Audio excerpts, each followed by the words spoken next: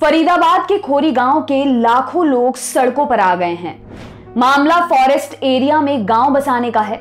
Supreme court ने इस गांव को 6 हफ्ते के भीतर तोड़ने का आदेश दिया है। इस गांव में तकरीबन 6,500 घर हैं। 40,000 से ज्यादा लोग इनमें रहते हैं। वो आंदोलन कर रहे हैं। उनका साथ देने राजनीतिक दल और सामाजिक कार्यकर्ता भी पहुंच चुके हैं। किसान संगठन भी मैदान में उनके साथ उतर चुका है। क्या है पूरा मामला, आइए विस्तार से बताते हैं। हरियाणा के खोरी गांव में 30 जून को पुलिस और इलाके के लोगों के बीच जमकर पथराव और लाठीचार्ज हुआ। ये लोग एक महापंचायत में जा रहे थे। सुप्रीम कोर्ट के गांव खाली कराने के आदेश के मद्देनजर ये महापंचायत बुलाई गई थी। इसे लेकर पुलिस भी पूरी तरह सतर्क थी। उसने सूरजकुंड रोड पर लोगों के आने जाने पर रोक लगा दी। इसी बीच महापंचायत स्थल पर लोगों ने जुटना शुरू कर दिया।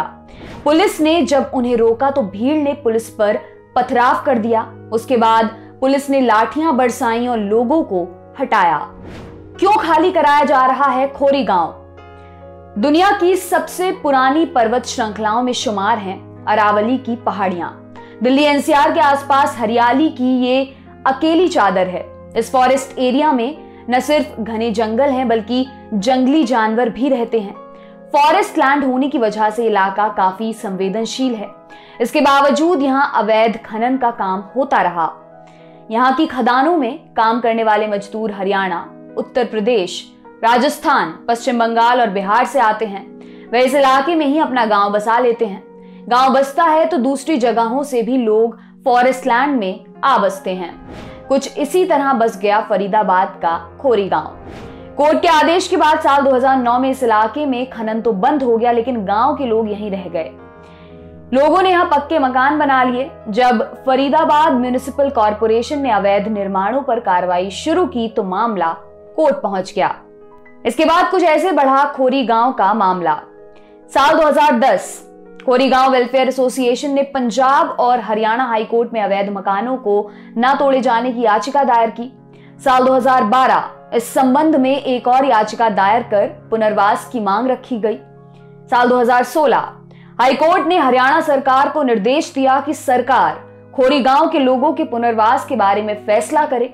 हरियाणा शहरी विकास प्राधिकरण पुनर्वास नीति ने साल 2003 को कट ऑफ साल माना। मतलब ये कि 2003 से पहले जो लोग इस इलाके में बस गए थे उन्हें आवास का अधिकार मिलेगा।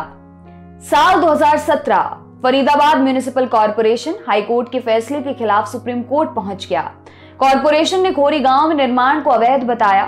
सुप्रीम कोर्ट ने 19 फरवरी 2020 को इस मामले पर फैसला सुनाया और अरावली वन क्षेत्र में हुए सभी अवैध निर्माण को हटाने का आदेश दे दिया। साल 2020 सितंबर के महीने में यहां लगभग 1700 घर ढहा दिए गए। 7 जून 2021 घरों को ना तोड़े जाने को लेकर दायर की गई जनहित याचिका को सुप्रीम कोर्ट ने खारिज कर दिया। 6 हफ्ते के अंदर फॉरेस्ट लैंड खाली करने का आदेश दे दिया। कहा कि जमीन पर कब्जा करने वाले कानून के शासन की आड़ नहीं ले सकते और ना ही निष्पक्षता की बात कर सकते हैं। कोर्ट ने राज्य और फरीदाबाद नगर निगम को निर्देश दिया कि गांव के पास अरावली वन क्षेत्र में सभी अतिक्रमण को तुरंत हटाएं। कोर्ट के आदेश के बाद से ही गांव में माहौल गरमाने लगा था। जिला प्रशासन ने गांव की बिजली पानी बंद कर दी। आगे का फैसला लेने के लिए महापंचायत बुलाई गई। इस महापंचायत में साथ देने किसान नेता गुरनाम सिंह चडूनी भी फरीदाबाद पहुंचे, लेकिन पुलिस ने उन्हें खोरी गांव में घुसने से रोक दिया। उसके बाद गुरनाम सिंह ने बयान दिया। लोगों पर पुलिस के लाठीचार्ज को बेहद गलत बताया। चडूनी ने कहा कि धरती पर पैदा हुए हर जीव का धरती पर रहने का हक है। सरकार को इन लोगों को दोबारा बसाना चाहिए।